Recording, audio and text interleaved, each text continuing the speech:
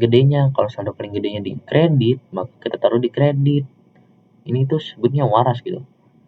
Nah, 56.475.000 debit, 41.675.000 kredit. Kita tambah nih hasil dari ini laba rugi tadi. Nah, jadi gini tuh. Tuh. Disebut total akhir. Oke. Cukup sampai di sini untuk neraca lajurnya. Kita lanjut ke laporan keuangan. Laporan keuangan itu ada 4. Laba rugi, perubahan modal, laporan neraca, laporan arus kas. Kita awali dengan laporan laba rugi dulu. Laporan laba rugi itu rumusnya pendapatan dikurang beban. Nah, jadi di ini tuh sumbernya laporan laba rugi, laporan perubahan modal, laporan neraca itu sumbernya dari neraca lajur, guys.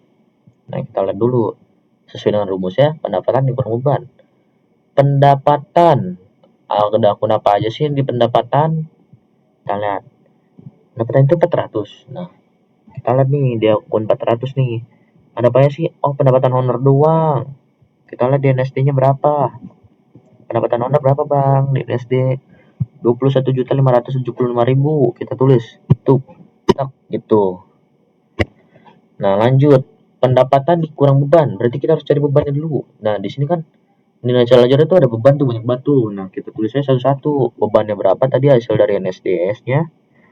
Oke, di sini beban iklan NSD-nya 325.000. Beban gaji 1.650.000. Beban telepon 250.000. Beban listrik 300.000. Nah, kita pindahinnya nih ke laba rugi. Bebannya tek. Kita totalin. Nemu nih hasilnya nih. Lanjut. Hasil dari pendapatan ini dikurang sama beban. Nah, kalau lebih gede di pendapatan, berarti itu laba bersih. Kalau lebih gede di pengeluaran, di beban, itu rugi bersih. Nah, udah nih ketemu nih laba bersih dana Mutia 15.400.000. Oke. Laba bersihnya 15.400. Lanjut ke perubahan modal. Perubahan modal itu rumusnya ada saldo awal periode, laba bersih atau rugi bersih, terus ketemu price. Kalau di sini nih guys, kalau di sini rugi bersih, kita tambahin sama price. Tapi kalau di sini laba bersih, kita kurangin sama price. Kenapa? Karena price itu masuknya pengeluaran. Kalau pengeluaran itu harus kita kurangin, guys. Gitu. Saldo periode, kok 36 juta, Bang? Dapat dari mana? Ini dapat dari NSD modal. Modal dana Mutia, NSD-nya berapa? 36 juta. Ya udah kita tulis di sini 36 juta. Gitu. Laba bersihnya 15.400, private dana Mutianya 5 juta. Laba bersih kita kurangin price dulu. 10.400 hasilnya. Nah, saldo awal periode nih atau kita sebutnya modal dana Mutia, kita tambah hasil dari pengurangan laba bersih dikurang price.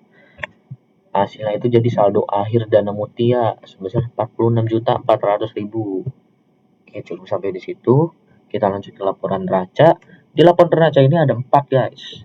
Ada penggolongan aset sebagai aset lancaran aset tetap, ada liabilitas sebagai utang, ekuitas sebagai modal. Jadi gini guys, kalau di laporan neraca, asetnya kan ada aset lancar sama aset tetap. Nah, akun aset lancar itu dari akun golongan 110. Oke, di sini 110 tuh ada kas, piutang, perlengkapan, sewa diberi muka, asuransi diberi muka. Nih, kita tulis nih. Ini tuh angka dari mana, Bang? Ini dari NSD, oke? Habis kita tulis di sini, kita total. Jadi total aset lancar. Lanjut ke aset tetap. Ada akun golongan 120-an. Itu aset tetap itu akun golongan 120-an kayak tanah, gedung, kendaraan, peralatan, dan lain-lain. Cari aja di Google sendiri. Aset tetap yang ada di neraca lajur itu ada peralatan doang sama akumulasi penyusunan peralatan. Nah, di sini ada pengecualian, guys. Kalau kalian ada peralatan ketemu sama akumulasi penyusunan peralatan, itu dari saldo peralatan ini kita kurang sama saldo penyusutan peralatan. Kenapa? Karena kan kalau disusut kan berarti nilainya berkurang, guys.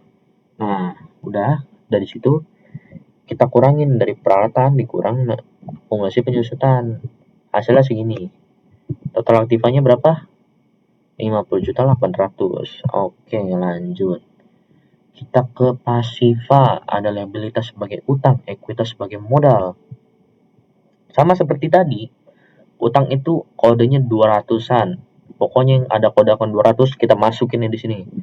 Utang usaha 211, utang gaji 212, pendapatan diterima di muka 213. Kita masukin aja guys semuanya. Nah, udah kita masukin, kita total nih. Kita total. Jadi total liabilitas. Lanjut ke ekuitas. Modal dana mutia. Nah, ini tuh bukan diambil dari NSD lagi, tapi kita ambil dari saldo akhir dana mutia. Oke, aturannya dari sono. Lanjut, kita jadiin total ekuitas. Nah, dari total ekuitas ini kita tambahin nama total liabilitas. Total pasifa 50.800.000, balance, harus balance kanan kiri. Kalau nggak balance berarti salah. Kita lanjut ke arus kas. Arus kas itu dibagi jadi 3. Ada arus kas aktivitas operasional, arus kas aktivitas investasi, arus kas aktivitas pendanaan. Dan juga ada 2 metode langsung sama metode langsung. Yang gue bikin di sini itu ada metode langsung. Jadi caranya itu kita golongin dulu nih aktivitas operasional. Jadi 2. Aktivitas operasional penambahan, aktivitas operasional pengurangan. Nah, kalau penambahan itu kayak di sini. Itu sumbernya ini dari buku besar kas, guys. Nah, ini kenapa gue bilang kalau kas itu harus buku besar stafel rangkap. Kenapa? Karena di sini, guys, kita ini soalnya kepake buat arus kas nanti. Kayak misalnya nih, tanggal 1 invest modal. Nah, di arus kas ini penggolongan-penggolongannya, guys.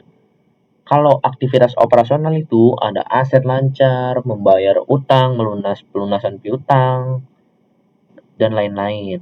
Investasi itu pokoknya yang berhubungan dengan aset tetap, aktiva tetap, kayak peralatan, kendaraan, gedung, tanah, dan lain-lain. Nah, kalau di pendanaan ini ada 4, guys. Kayak modal, prive, terus modal, prive, utang jangka panjang, utang bank, dan lain-lain.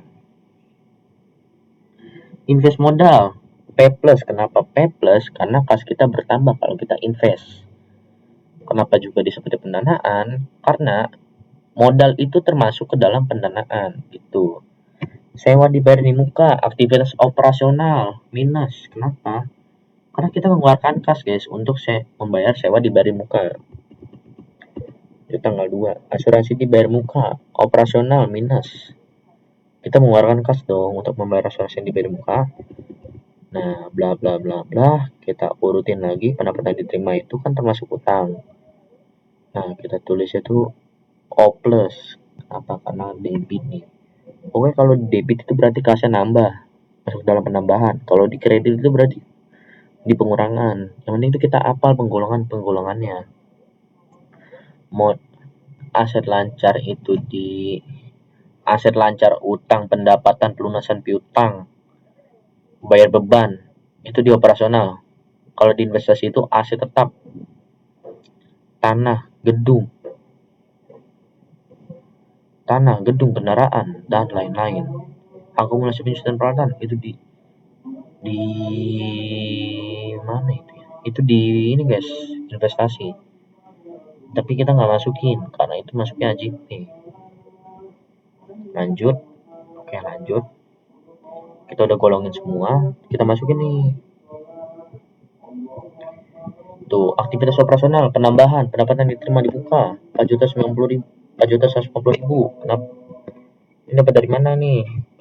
Ini pendapatan yang diterima 4.050.000. Kita dapat dari buku besar. Tuh, pendapatan diterima di muka operasional plus 4.050.000. Pokoknya yang ada tanda O plus ini kita masukin ke O operasional plus penambahan. Kita masukin ke sini. Kita total penambahannya. Nah, lalu di pengurangan juga sama, guys. Berarti kan tandanya operasional, pengurangan itu minus, O minus. Nah, di sini kan juga ada nih tanda-tanda yang O minusnya nih. Tuh kayak di sini. O minus itu berarti aktivitas operasional yang kasnya di kredit. Selalu di kredit, nggak mungkin di debit. Kalau di debit berarti operasional penambahan, itu O plus. Investasi penambahan itu I plus. Investasi pengurangan itu I minus. Pendanaan penambahan itu P plus. Pendanaan pengurangan itu P minus. Oke. Terus nanti plus minusnya itu dari kasnya aja, guys. Kalau di sini kasih di debit berarti itu ditambah karena kas kita masuk nambah gitu. Kalau di sini kasih di kredit berarti ini masuk pengurangan gitu. Karena kas kita kan keluar. Itu membayar sesuatu. Kayak pengurangan nih, kita rinciin satu-satu. Tuh, ketemu semua nih hasilnya. Nah, hasil dari ini kita totalin, ketemu nih total pengurangannya 10.250.000 dari hasil total pengurangan aktivitas operasional. 23 juta dikurang 10.225.000 hasilnya 13.350.000. Karena tadi di ininya nggak ada investasi, aktivitas investasi, nggak ada peralatan. Coba tuh kalian lihat sendiri, nggak ada pengeluaran kas atau penambahan kas yang berkaitan dengan peralatan kan, makanya kita nggak tambahin gitu, kita kosongin aja karena emang benar-benar nggak ada sama sekali. Terus di aktivitas penambahan, ingat ya guys, invest modal itu selalu di penambahan. Kenapa? Karena invest modal itu kan kas kita bertambah, nggak mungkin kas kita berkurang. Itu berarti bukan invest namanya.